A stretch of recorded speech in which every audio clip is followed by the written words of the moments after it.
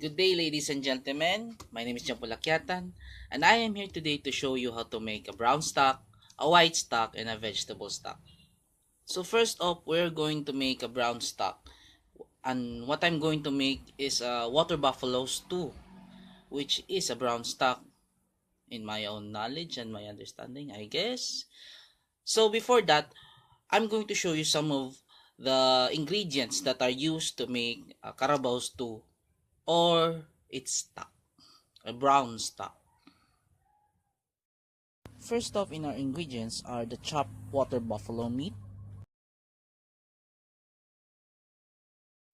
a small piece of julienne ginger, medium-sized diced onion,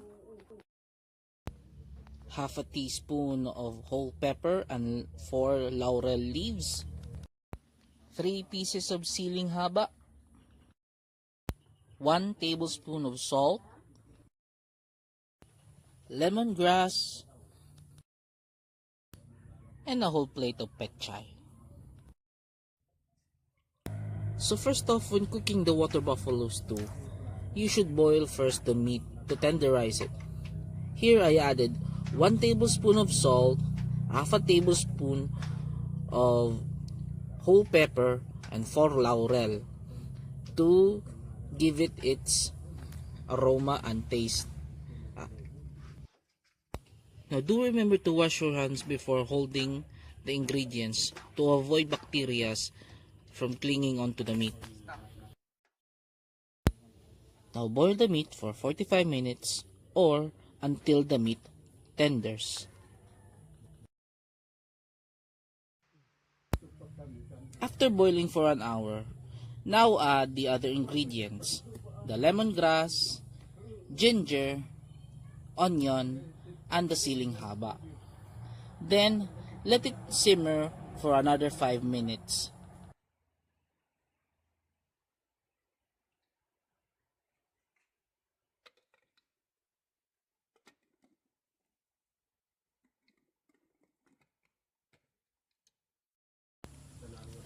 After boiling for 5 more minutes, check if it has the right taste. If it's not, then add another 1 tablespoon of salt and season it with some seasonings.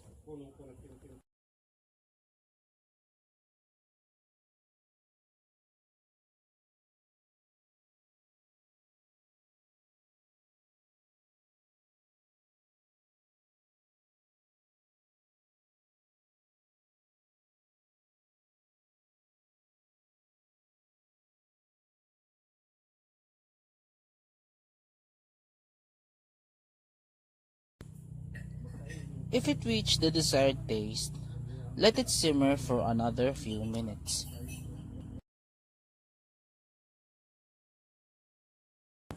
After simmering for a few minutes, finally add the pechay and let it simmer for another few minutes.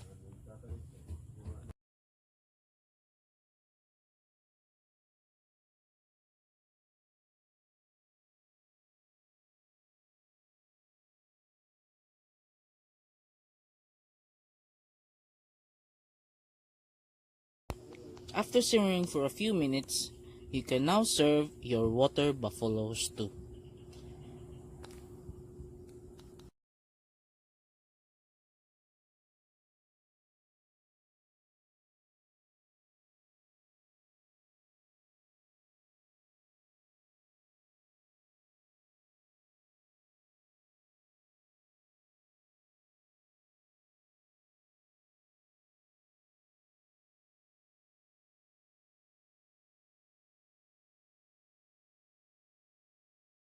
So there you have it, a water buffalo stew, which is a brown stock. Next up, we're going to make a white stock. And the white stock that I was planning to make was a tinolang manok or chicken soup. So before we start, I shall show you some of its ingredients. Well, most of its ingredients. First ingredients in our chicken soup is the chicken. Next up, we have here a sliced onion.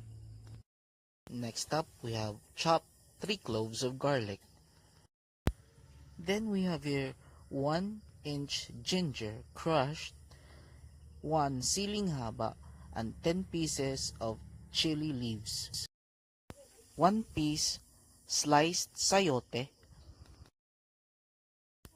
half a tablespoon of crushed pepper, 1 tablespoon of salt, and a cup of water.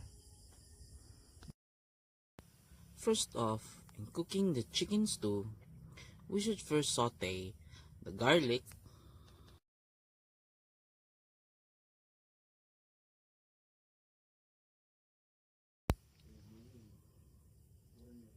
the onion,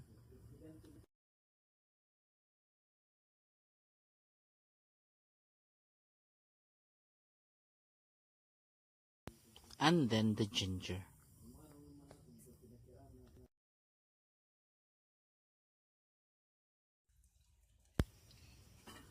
Now add the chicken, then fry it for a few minutes.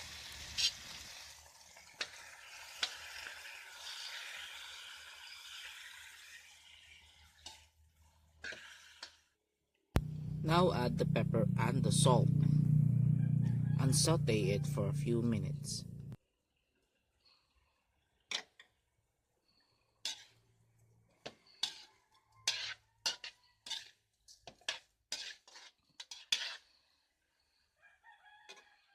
And then add a cup of water.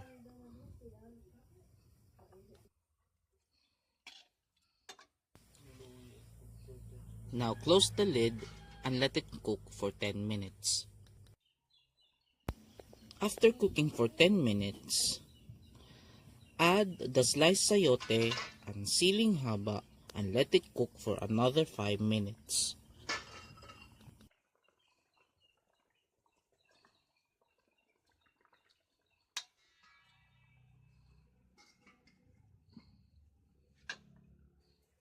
After simmering for 5 minutes, add the chili leaves and add some 3 more cups of water. Then, taste and adjust the saltiness.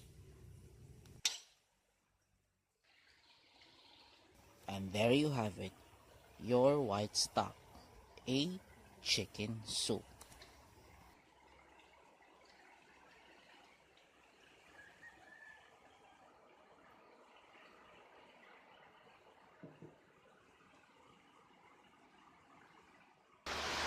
Now let's move on to vegetable stock. What I'm going to make is a lumpia filling or a vegetable lumpia filling. And we're only going to need the stocks of the vegetable lumpias filling. So I will show you the procedure, but first I have to show you the ingredients needed to make a vegetable stock. So here are some ingredients of our vegetable stock. First, we have the chopped vegetables. Next, we have chopped garlics and onion, half a tablespoon of salt, half a teaspoon of pepper powder, a cube of seasoning, a tablespoon of oyster sauce, and lastly, 1 cup of water. The first step in cooking the vegetable stock, we first saute the garlic and the onion. Afterwards, we slowly add the vegetables.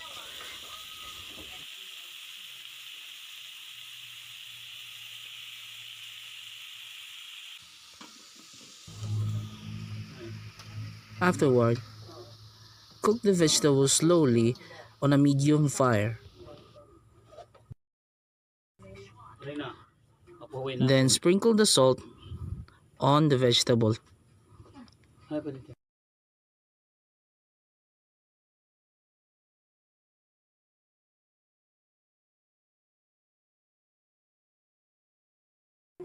Then mix the salt and the vegetables slowly.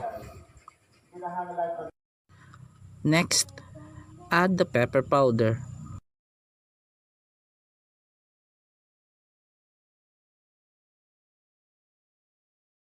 Mix it slowly, then add the seasoning.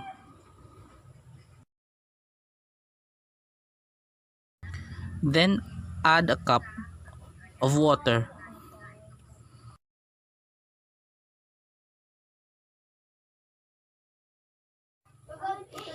Then close the lid and let it boil for a few minutes. After boiling for 1 minute, lastly, add the oyster sauce. Then mix it thoroughly.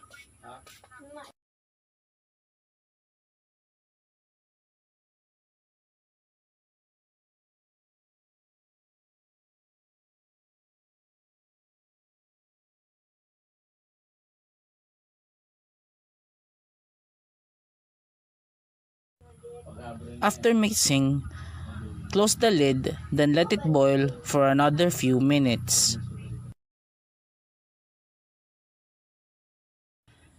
After boiling for a few minutes, put out the fire, then separate the vegetable from the stock by using a strainer.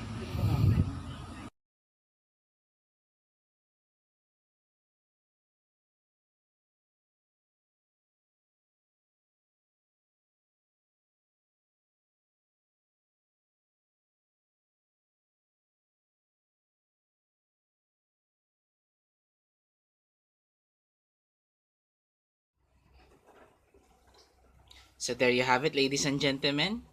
The white stock, the brown stock, and the vegetable stock. My name is Janpaul. Thank you for watching.